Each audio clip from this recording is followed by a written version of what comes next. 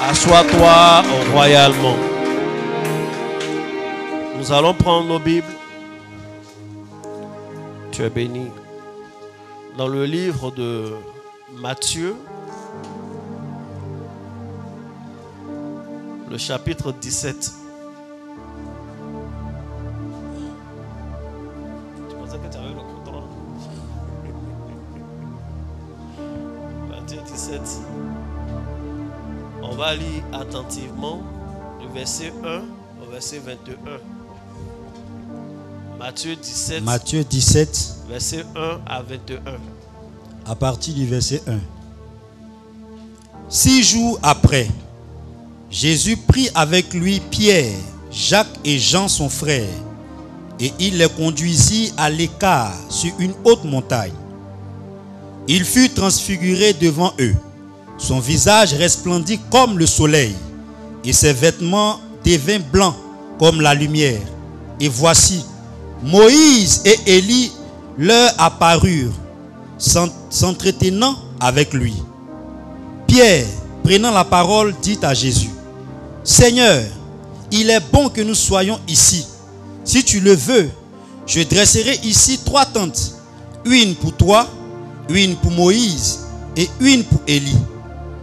Comme il parlait encore, une nuée lumineuse les couvrit. Et voici, une voix fit entendre de la nuée ces paroles: Celui-ci est mon fils bien-aimé, en qui j'ai mis toute mon affection. Écoutez-le. Lorsqu'il entendit cette voix, les disciples tombèrent sur leurs faces et furent saisis d'une grande frayeur. Mais Jésus s'approchant, leur toucha et dit: Levez-vous, n'ayez pas peur. Ils levèrent les yeux et ne virent que Jésus seul. Comme ils descendaient de la montagne, Jésus leur donna cet ordre: Ne parlez à personne de cette vision, jusqu'à ce que le Fils de l'homme soit ressuscité des morts. Les disciples lui firent cette question: Pourquoi donc les scribes disent-ils qu'Élie doit venir premièrement? Il répondit: Il est vrai qu'Élie doit venir, et il rétablit toutes choses. Mais je vous le dis, qu'Élie est déjà venu, qu'ils ne l'ont pas reconnu, et qu'ils l'ont traité comme ils l'ont voulu. De même, le Fils de l'homme souffrira de leur part. Les disciples comprirent alors qu'il leur parlait de Jean-Baptiste. Lorsqu'il fut arrivé près de la foule, un homme vint se jeter à genoux devant Jésus et dit: Seigneur, aie pitié de mon fils. Il est lunatique et qui souffre cruellement. Il tombe souvent dans le feu et souvent dans l'eau. Je l'ai amené à tes disciples. Ils n'ont pas pu le guérir. Race incrédule et perverse, répondit Jésus. Jusqu'à quand serai-je avec vous? Jusqu'à quand vous supporterai-je? Amenez-le-moi ici. Jésus parla sévèrement au démon, qui sortit de lui, et l'enfant fut guéri à l'heure même. Alors les disciples s'approchaient de Jésus et lui dit en particulier: Pourquoi n'avons-nous pas pu chasser ce démon? C'est à cause de votre incrédulité, leur dit Jésus. Je vous le dis en vérité, si vous aviez de la foi comme un grain de sénévé, vous diriez à cette montagne: Transporte-toi d'ici là, et elle se transporterait, rien ne vous serait impossible. Mais cette sorte de démon ne sort que par la prière et par le jeûne. Amen. Amen. Que tout genre de démon qui t'a résisté jusque-là libère tout compartiment de ta vie pendant ce moment de jeûne et de prière au nom de Jésus. Amen. Que tout démon, tout esprit dont tu n'as même pas soupçonné la présence ni les activités soit chassé loin de ta vie pendant ce moment de jeûne et de prière au nom de Jésus. Amen. Tu as bien dit Amen. Amen. Alors, notre thème du jour, c'est les armées de l'Éternel. On a bien souvent entendu cette expression, l'Éternel des armées. Amen. Amen. Lorsque nous prenons la Bible, l'Éternel des armées est mentionné tellement de fois et dans tellement de circonstances, nous aurons le temps d'étudier pendant les 21 jours. L'Éternel des armées, c'est Dieu. Dieu, il a plusieurs titres, il a plusieurs noms. Et tel qu'il se révèle, indique ce qu'il veut faire. Et tel qu'on l'invoque, indique aussi ce que nous souhaitons. Amen. Amen. Donc Dieu, il est tout puissant, il est l'Éternel des armées. En Côte d'Ivoire, nous connaissons l'Éternel des armées. Il fut même un temps où on cherchait à l'emprisonner. Amen. Amen. Une petite parenthèse fermée, on n'a pas pu. Il paraît que finalement, ceux qui cherchaient à l'emprisonner ont été emprisonnés avant l'Éternel des armées. Il y a des choses avec lesquelles on ne joue pas. Amen. Amen. Il y a des choses avec lesquelles on ne joue pas. Il y a des noms de Dieu avec lesquels on ne badine pas. Tu ne peux pas dire l'Éternel des armées peut commencer à raconter des choses bizarres. Souvent, ça se retourne contre toi. Il faut dire Amen. Amen. De toute façon, nous qui sommes dans le Seigneur, nous n'aimons pas le blasphème. Alors, l'Éternel des armées, il est l'Éternel des armées. Il est le Dieu qui intervient dans nos vies. Il est le Dieu qui est intervenu dans la vie du peuple d'Israël et qui l'a libéré de Pharaon. Il est ce Dieu que nous avons invoqué dans tant de veillées de prière, dans tant de combats de prière. Il est ce Dieu de qui nous attendons des délivrances éclatantes. Lorsque nous sommes dans des situations où nous avons le dos au mur, nous avons le droit légitimement d'invoquer l'Éternel des armées. Mais ce que je veux enseigner en ce jour, la série que je veux commencer, l'Éternel est certes l'Éternel des armées, mais de quelle armée? C'est pourquoi notre thème, c'est les armées de l'Éternel. Amen. Il est l'Éternel des armées parce qu'il dispose d'un certain nombre d'armées. Mais quelles sont ces armées-là? Il faut dire Amen. Amen. Une armée est une organisation structurée et disciplinée composée de forces militaires dont le rôle est d'assurer la défense d'un territoire, d'un pays. C'est ça notre armée. L'armée peut être amenée également à mener des opérations de combat à l'extérieur comme à l'intérieur. L'armée gère des crises. L'armée mène des guerres lorsqu'une guerre est opposée au pays. Et en période de paix, l'armée est censée surveiller le territoire et maintenir cette paix-là. Voici le rôle de l'armée. Et c'est vraiment structuré. En général, elle peut être divisée en plusieurs branches en fonction des pays et des doctrines. Et il y a quand même l'armée de terre dans toutes les armées du monde, c'est vrai. Il y a l'armée de terre, il y a l'armée de l'air, il y a la marine. Amen. Est-ce que les pays qui n'ont pas de mer ont une marine aussi? Amen. Ou bien ils ont des choses sur les fleuves. Ils n'ont pas de marine. C'est possible. Donc il n'y a pas de marin malien par exemple. Non, je ne pose pas la question avec moquerie. C'est nos frères qui me renseignent. Amen. Amen. Mais je sais qu'ils ont des équipes quand même avec des équipements sur les grands fleuves de là-bas, etc. Donc c'est leur marine, même si ce n'est pas la mer. Mais en tout cas, il y a cette branche de l'armée qui est à l'aise dans les combats où il y a de l'eau. Amen. Amen. En général, les armées se développent en fonction des adversaires auxquels ils doivent faire face. Si vous êtes dans une situation où ceux qui peuvent menacer la sécurité du pays sont des gens qui peuvent emprunter les voies marines, alors ce pays est obligé de développer sa marine pour faire face à la menace. Si on est dans une situation où ceux qui sont supposés être nos adversaires ou ennemis sont des gens qui ont développé leur armée de l'air, qui ont beaucoup d'avions, une certaine flotte. On est obligé, nous aussi, de développer ce pan de l'armée là pour faire face à l'adversaire. Si, au-delà de la défense, nous avons l'intention de mener des opérations hors du pays, mais des opérations qui se font dans des territoires où il y a beaucoup de mer, ou alors où c'est la terre, un peu comme en Afghanistan où il y a des montagnes, etc. En fonction du territoire ou en fonction de la vision politique en général, l'armée développe plus ou moins certains pans. Amen. Amen. Je mentionne l'adversaire parce que si l'Éternel est l'Éternel des armées, ça veut dire qu'il est invoqué dans un contexte de combat. Or, aucun combat ne se mène seul. Ça veut dire que nous avons des ennemis qui ont aussi des armées. Amen. Nous avons des adversaires qui ne sont pas des adversaires qui viennent les mains nues. Et les différents pans que je viens de citer sont des voies que ces ennemis peuvent également emprunter. Amen.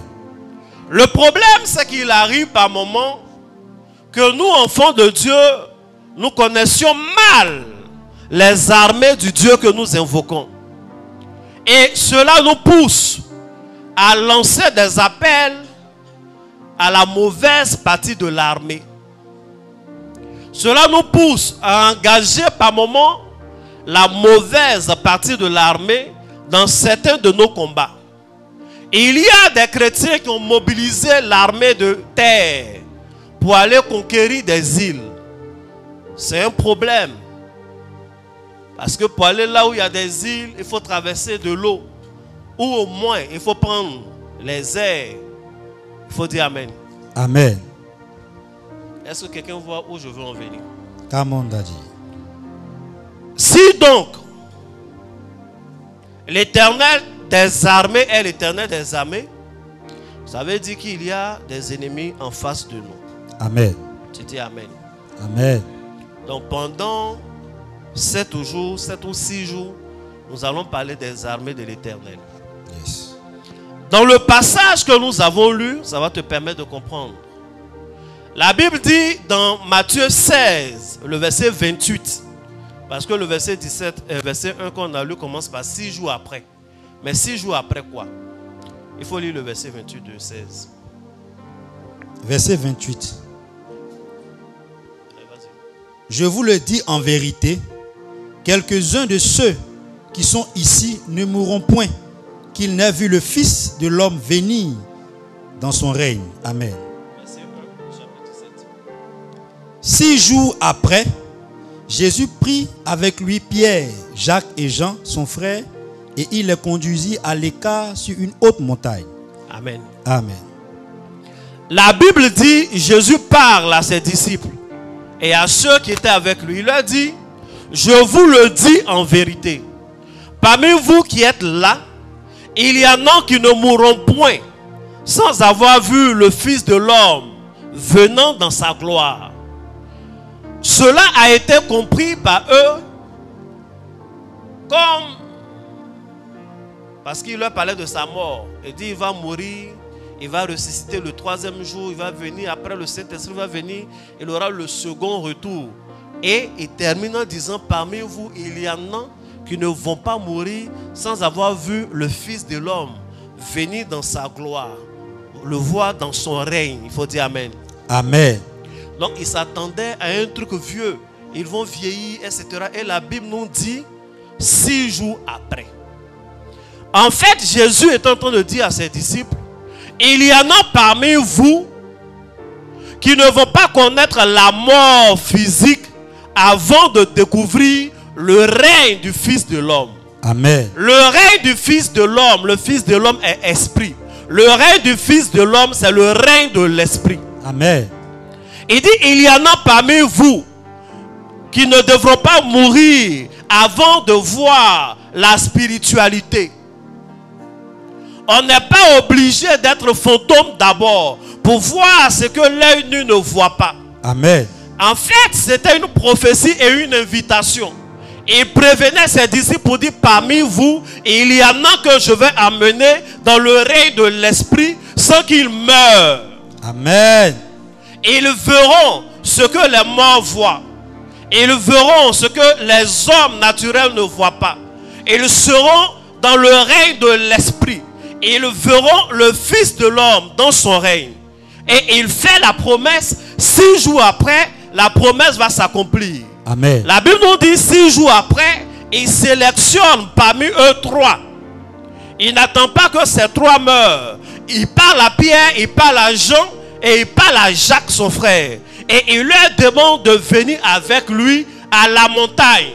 Ils vont à la montagne, ils sont en prière. À un moment donné, ces 3-là dorment. Ils ne sont pas morts. Ils dorment. À leur réveil, ils voient le Fils de l'homme sur la montagne. Mais ils parlent avec des personnes que les vivants ne voient pas.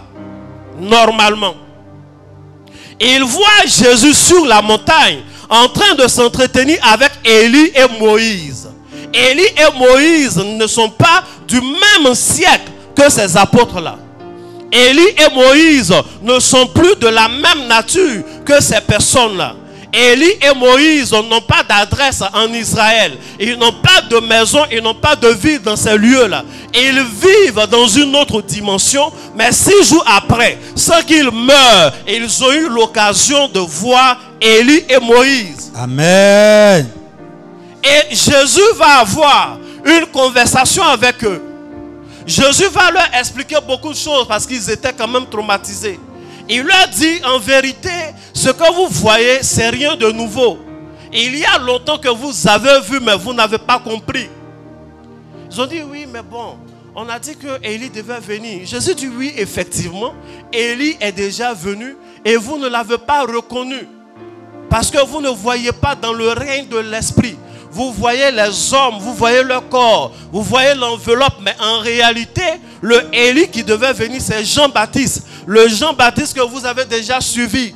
Le Jean-Baptiste qui a baptisé certains d'entre vous, en vérité, c'est Élie. Il était en train de leur dire, aujourd'hui, sur la montagne, vous voyez Élie, vous voyez Moïse. Mais en réalité, Élie a vécu au milieu de vous. Vous êtes allés le voir au désert. Vous êtes allés le voir aux eaux du baptême. Mais vos yeux n'étaient pas ouverts sur les choses surnaturelles. Amen. Vous n'êtes pas obligés de mourir pour voir dans le règne de l'esprit. Amen. Come on, Daddy. 6 jours après. Yes. Et l'histoire commence comme ça. 6 jours après, il leur dit, allons sur la montagne. Il faut dire Amen. Amen.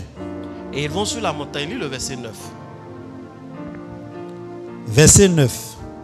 Matthieu 17. Comme ils descendaient de la montagne, Jésus leur donna cet ordre.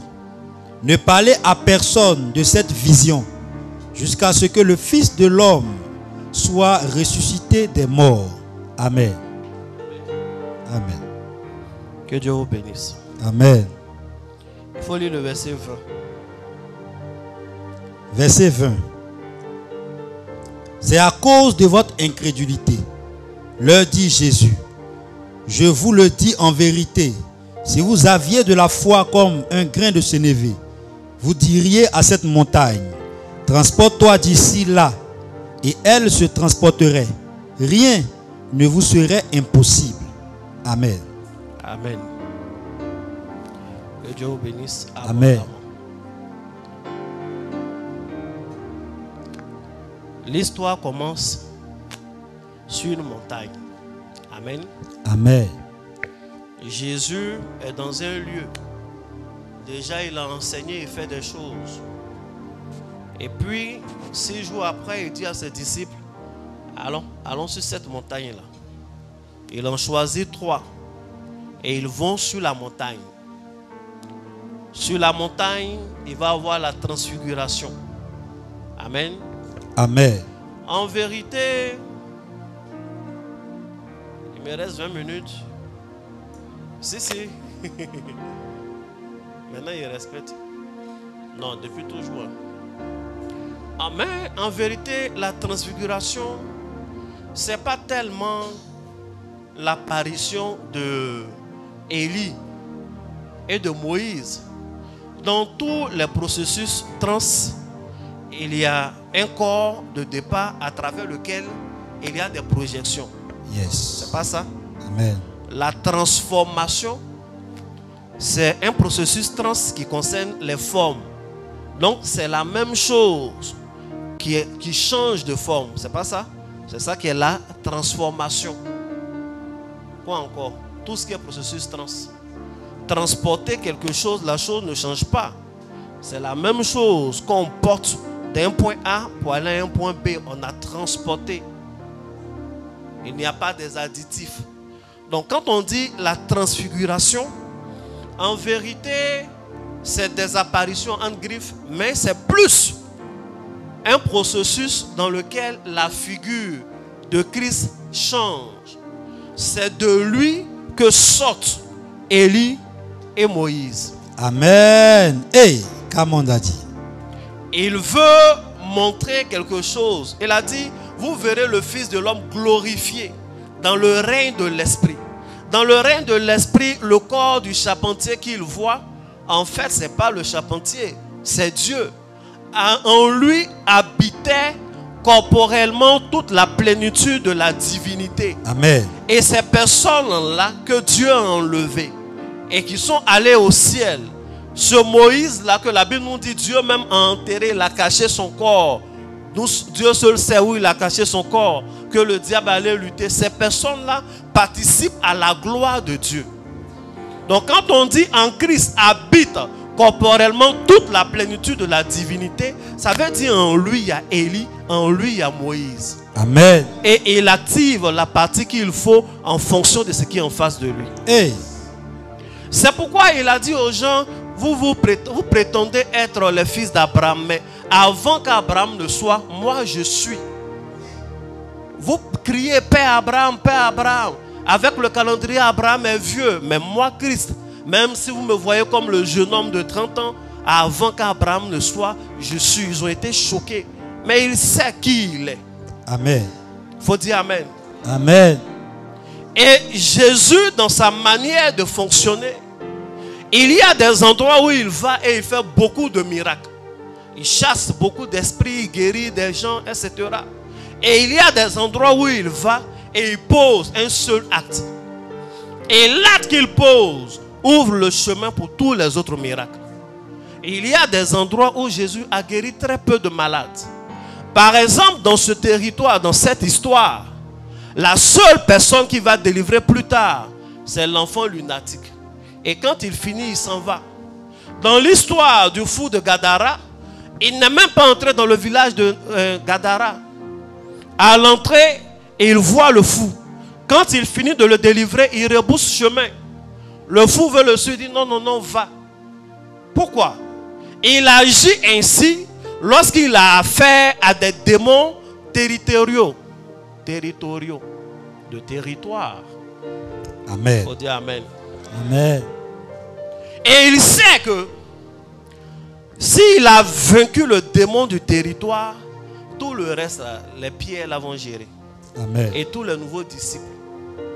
Et vaincre un démon de territoire, un esprit générationnel, ça ne se fait pas comme on fait pas à sort au nom de Jésus, pas à sort au nom de Jésus. Il faut dire Amen. Amen. Et il y a des humains qui sont des ambassadeurs, des ambassades de ces démons de territoire. Ça peut être un fou, ça peut être un lunatique comme celui-là, ou ça peut être des éléments, une forêt sacrée, des choses comme ça. Une fois que le démon de territoire a été vaincu, les gens sont libérés. Amen. Le reste suit. Il y a des gens qui prient beaucoup. Leur témoignage, ce n'est pas trop ça. Parce que la vraie racine n'a pas encore été extirpée. Et ça, ce n'est pas en criant au nom de Jésus seulement. Il faut dire Amen. Amen. Les armées de l'Éternel. Il faut savoir quelle armée, quelle partie de l'armée. Si tu as appelé les sapeurs-pompiers, comme on dit sapeurs-pompiers militaires, parce que des ennemis viennent t'attaquer avec des chars, je ne pense pas que les sapeurs-pompiers militaires puissent faire grand chose. Il faut dire Amen. Amen. Il faut savoir qui est appelé. Quelqu'un dit Amen. Amen. Je vais conclure. La Bible donc dit, Jésus va à la montagne. Il laisse transparaître Élie et Moïse. Il commence à s'entretenir avec eux. Et les disciples se réveillent. Ils voient Jésus qui converse avec Élie, qui parle avec Moïse. Et les disciples disent, oh Seigneur, dis-leur d'attendre un peu. Nous allons bâtir une tente. On doit construire la maison afin que Élie soit dans la maison, afin que Moïse soit dans la maison. On ne peut pas laisser Élie et Moïse sur la montagne comme ça. Il fait froid.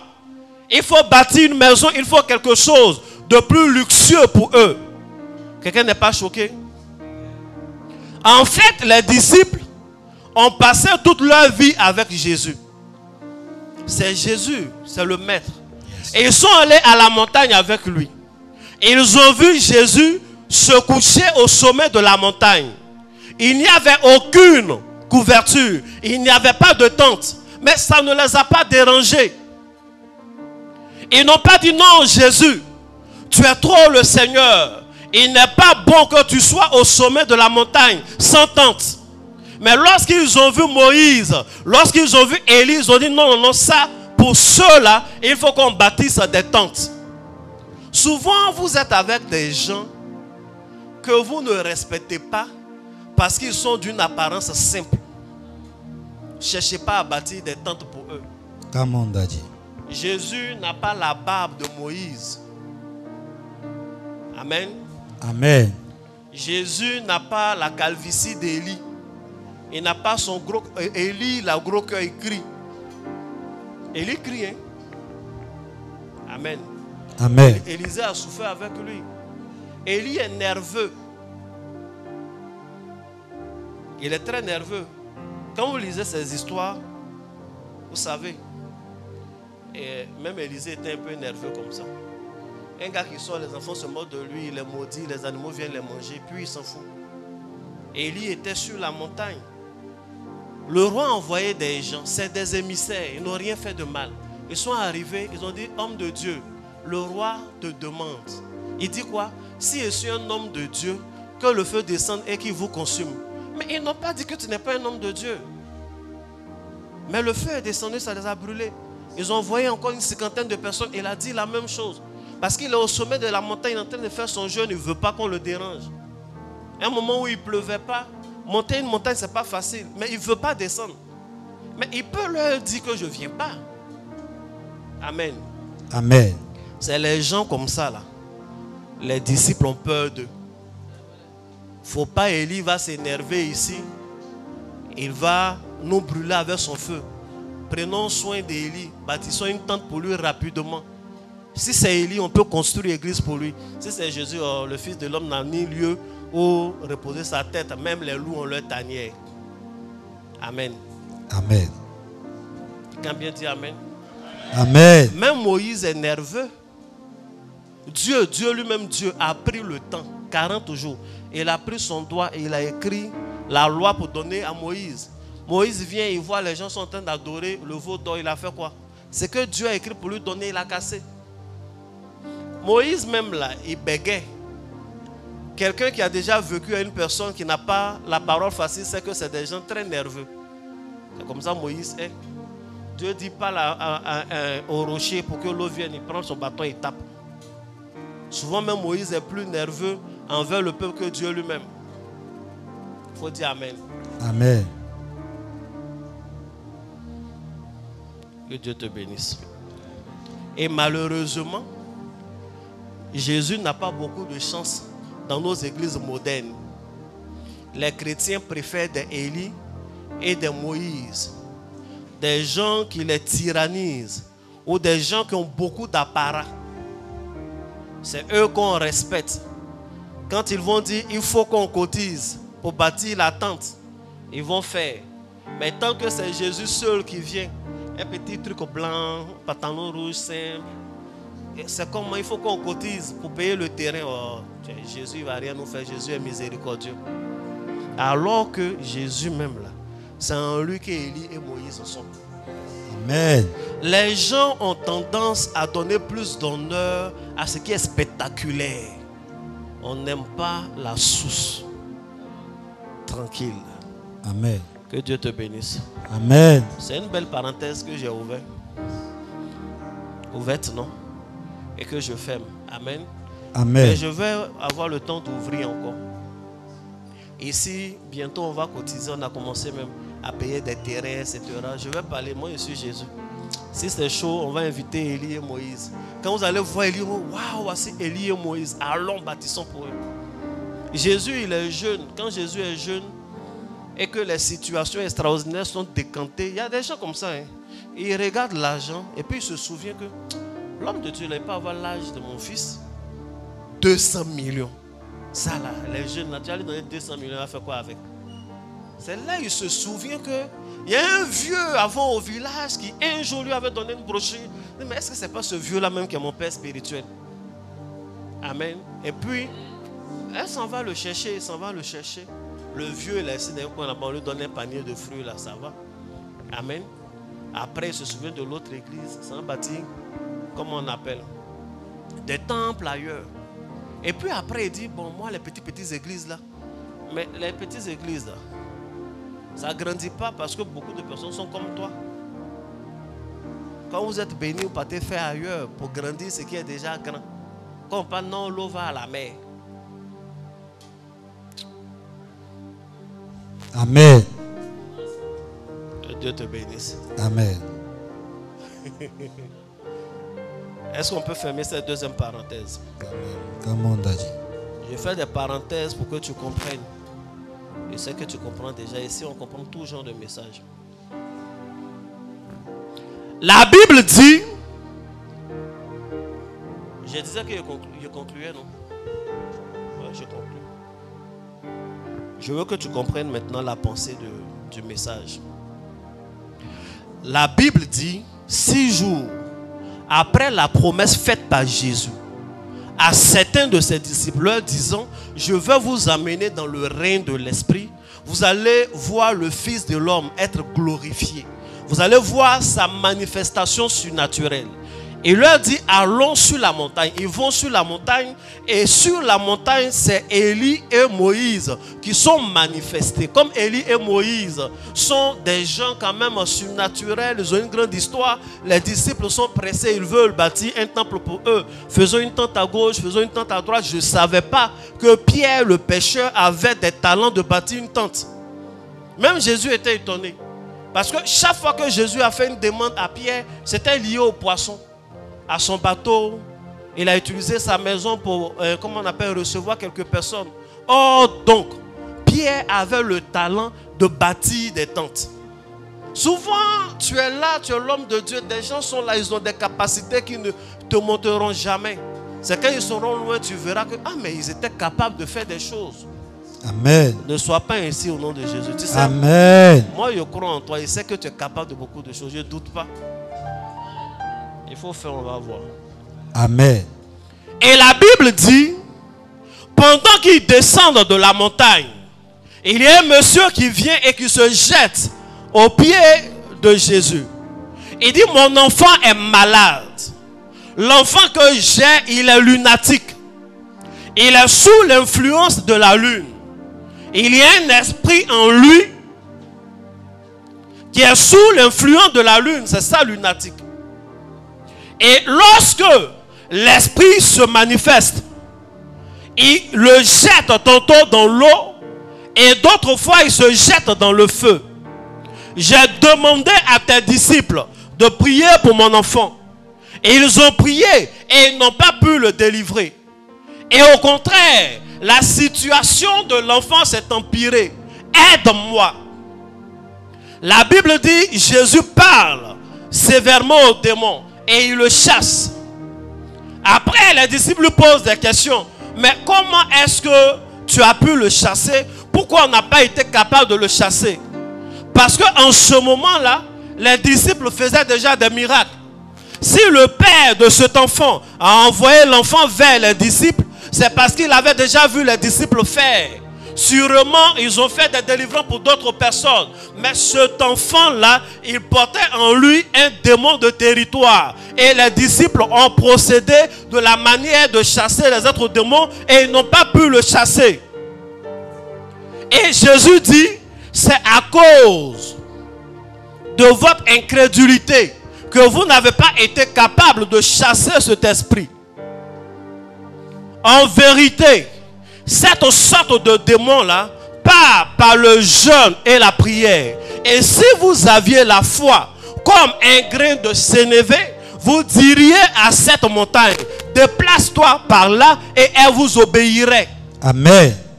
Quelqu'un a déjà compris. Il y a des éléments importants. Les premiers éléments importants, c'est le territoire dans lequel le démon se sent à l'aise. Le démon, il se sent à l'aise, ce démon-là, dans le feu. Donc, si les disciples prient en invoquant l'Éternel des armées, en demandant qu'il vienne par son feu, mais le démon, il est à l'aise dans le feu. S'il commence à faire des adorations pour avoir une atmosphère, comment on appelle, comme la nuée, etc., ce démon-là, il est à l'aise. Donc, il faut quelqu'un qui maîtrise l'art du feu. Quelqu'un qui sait manipuler le feu. Quelqu'un qui sait parler au feu. Qui sait donner de nouvelles propriétés au feu. Pour que ce démon-là ne soit plus à l'aise dans le feu. Il faut quelqu'un qui maîtrise à la fois l'art de l'eau. Qui connaît les esprits de l'eau. C'est cette personne-là qui peut le vaincre. Amen. Or, Moïse, son nom Moïse est un nom égyptien. Moïse veut dire celui qui a été tiré des eaux. À une époque où le Nil était le cimetière de tous les enfants mâles d'Israël. La Bible dit la mère de Moïse va prendre ce Moïse-là. Lorsqu'il est né, ils l'ont jeté dans l'eau. Et l'eau ne l'a pas tué. La Bible dit il est parti dans le sens opposé du cours d'eau. Il est allé dans les mains des ennemis. Et les ennemis n'ont pas tué Moïse. Amen. Ils ont pris Moïse, que cet enfant-là, c'est un enfant de l'eau. C'est un enfant qui a le secret de l'eau. Il a été tiré des eaux. Il a grandi dans le palais de ceux qui adorent l'eau. Moïse est la personnification de celui qui maîtrise les arts spirituels de l'eau. Moïse, c'est le chef de l'armée, de la marine, des armées de l'Éternel. Amen. Il fallait la puissance de Moïse. Il fallait la science de Moïse. Amen. Il fallait la connaissance de Moïse. Amen. Pour vaincre cet esprit des eaux là. C'est pourquoi il allait sur la montagne.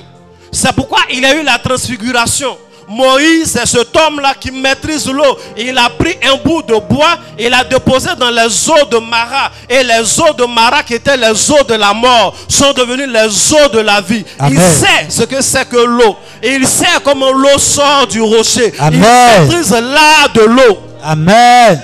Donc, ce démon-là, qui pense qu'il peut se cacher dans les eaux, ce démon-là qui pense qu'il est à l'aise dans l'eau, ne peut pas résister à la science et à la puissance de Dieu qui sort de par Moïse. Amen. Voici pourquoi il était sur la montagne. Voici pourquoi il devait faire sortir le Moïse de lui. Amen. Il faut dire Amen. Amen. Parce que Moïse, c'est celui qui lève son bâton et la mer se divise en deux. Donc par cette puissance-là, Jésus sait comment diviser les eaux pour mettre ce démon à nu. Ce démon qui se sent à l'aise, qui se cache dans l'eau. Il sait que par la puissance de Moïse, les eaux, même la mer, s'est divisée en deux. Et Amen. ce démon est mis à nu, il peut être vaincu. Il faut dire Amen. Amen. Élie, j'ai parlé d'Élie tout à l'heure. Élie, c'est celui qui invoque l'Éternel. Et l'Éternel répond par le feu. Élie, c'est lui qui a dit, si je suis un homme de Dieu, que le feu descende du ciel. Amen. Élie maîtrise tout ce qui est feu. Élie, c'est rien. Et il maîtrise même la combinaison de l'eau et du feu. Et il a ce feu-là, même quand il y a de l'eau, ce feu peut agir. lorsqu'il devait invoquer l'Éternel sur le mont Carmel, il a dit ajoutez des mesures d'eau, mettez beaucoup d'eau sous l'autel. Il faut que tout soit imbibé. Il faut qu'il y ait plus d'eau même que prévu. Et pendant que l'endroit était complètement mouillé, c'est en ce moment-là qu'il a invoqué l'Éternel. Et l'Éternel a répondu par le feu. Ces eaux ont été asséchées. Amen. Donc ce démon qui est à l'aise dans le feu ne peut pas résister à la puissance de Dieu qui vient de par Élie. Amen. Ce démon qui est à l'aise dans l'eau, même si Élie est là et qu'il veut se cacher dans les eaux, quand il y a l'eau, Moïse, je veux dire Élie, peut encore faire descendre le feu. Amen. Voici pourquoi Jésus est parti sur la montagne. Parce qu'il savait qu'il allait croiser le démon qui règne, le démon de territoire de cet endroit-là. Et on ne peut pas le chasser en utilisant n'importe quelle forme de l'armée. On ne peut pas prier par hasard dans le vide. Il a dit, cette sorte de démons-là, il faut les chasser par le jeûne et la prière. Mais Moïse était un homme de jeûne. Il allait sur la montagne, il a fait 40 jours. Élie était un homme de jeûne. Il jeûne. Amen.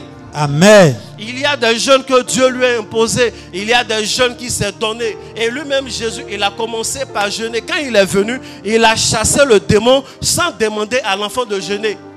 Parce qu'il est venu déjà avec la puissance du jeûne. Il est venu avec la partie de l'armée de l'Éternel qu'il fallait pour cette situation. Amen. Il faut dire Amen. Amen. Deuxième chose essentielle dans ce message, c'est le lieu. La Bible dit au début, et il dit à ses disciples, allons sur la montagne, les trois. Ils vont sur la montagne, le règne de l'Esprit est manifesté. On voit Élie, on voit Moïse. Après, il leur dit, descendons de la montagne. Et c'est au pied de la montagne qu'on vient avec l'enfant malade. Il finit de faire le miracle. Et il dit à ses disciples, c'est parce que vous n'avez pas la foi. Si vous aviez la foi, vous diriez à cette montagne, c'est ce qui est écrit, à cette montagne de se déplacer. Et la montagne va obéir. Pourquoi toute cette histoire de 21 versets tourne autour de la même montagne? Il faut dire Amen. Amen.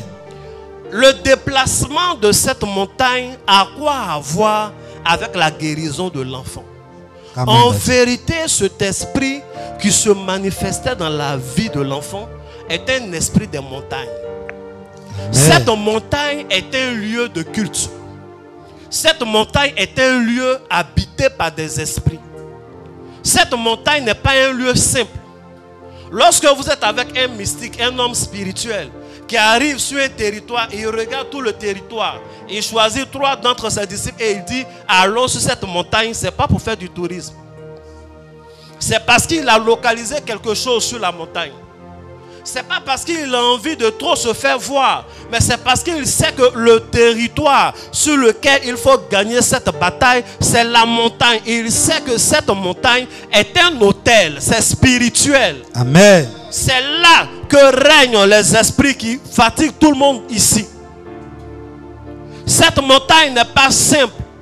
L'esprit que les disciples essayaient de chasser au pied de la montagne est un esprit qui régnait au sommet de la montagne. Amen. Et Jésus a dit, attendez ici. Et il prend 3 d'entre eux et il va au sommet de la montagne. Et au sommet de la montagne, il fait appel à des gens qui sont des habitués de montagne. La Bible nous dit, Moïse était au sommet de la montagne lorsqu'il a vu l'Éternel se manifester dans le buisson. Le même Moïse va se retrouver au sommet de la montagne, là où Dieu va lui donner la loi. Il a fait 40 jours sur la montagne. Élie était un homme de défi. Il allait au sommet de la montagne. Il a invoqué l'Éternel. L'Éternel a répondu par le feu. Donc non seulement il maîtrise ces arts-là, mais c'est des gens qui sont habitués aux combats qui se font au sommet des montagnes. Amen. Come on, Daddy. Il allait à la montagne et il a sélectionné la partie des armées de l'Éternel qui répond aux besoins des combats qui se font au sommet des montagnes. Amen. Une fois que dans le règne de l'esprit, sur la montagne, la victoire a été acquise. Quand Jésus descend, ce n'est qu'une question de formalité. Il dit au démon, va. Il est parti. Il dit aux disciples, si vous aviez la foi, Parce que l'homme de Dieu doit toujours enseigner la foi à ses disciples. Vous direz à cette montagne, en parlant de la montagne, il montre maintenant l'origine, la source, le problème. Il dit, si vous avez la foi, le lieu d'où vient ce démon-là, la puissance de ce démon qui est dans cette montagne, vous pourrez parler à la montagne. Vous direz à la montagne, déplace-toi, et la montagne va se déplacer. Amen. Il faut dire Amen. Souvent, on a des problèmes qui perdurent dans nos vies parce que nous parlons trop à Dieu. Amen, Daddy. Amen. Amen. Il n'y a pas toujours qu'il faut parler à Dieu. Il y a un moment où il faut parler à la montagne. Il y a un moment où il faut parler à la montagne. Il dit, si vous avez la foi, vous n'allez pas passer 20 jours à prier Dieu. Vous n'allez pas faire 21 jours de jeûne en train de parler à Dieu. Pour la situation du jeune homme là, ce n'est pas à Dieu qu'on parle. Si vous aviez la foi, si vous aviez été dans le règne de l'esprit, mais il ne peut pas rentrer dans les détails. Parce qu'il a dit à ses disciples, ce que vous avez vu là, n'en parlez pas d'abord, attendez. Donc il ne peut pas rentrer dans les détails, il est obligé de mettre tout sur la foi. Mais il dit, si vous aviez la foi, vous allez parler à cette montagne. Et il y a des gens qui ont la foi, mais qui ne savent pas à quoi parler. Amen. Et il y a des gens qui ont la foi, mais qui ne savent pas que c'est à la terre de leur village qu'il faut parler. Et il y a des gens qui ont la foi, mais qui ne savent pas que c'est à la forêt sacrée là qu'il faut parler. Amen. Et il y a des gens qui ont la foi, qui pensent qu'il faut parler exclusivement à Dieu. Toutes les prières ne sont pas orientées vers Dieu. Par moment, il faut parler à la montagne. Amen. Que Dieu te bénisse. Amen. Est-ce que tu peux acclamer Jésus? Acclame Jésus. Tiens-toi debout. Est-ce que le message est compris? Amen. Le message est compris. Et puis j'ai respecté mon temps.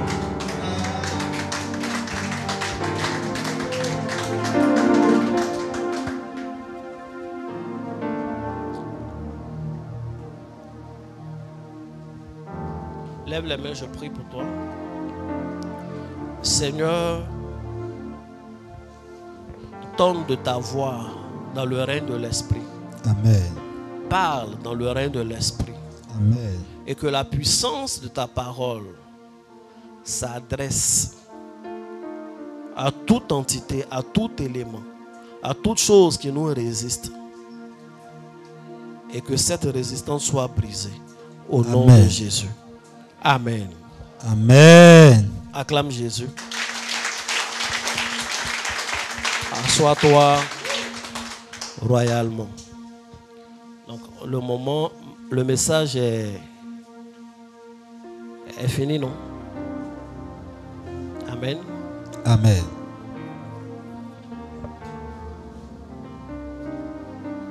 Le verset 5.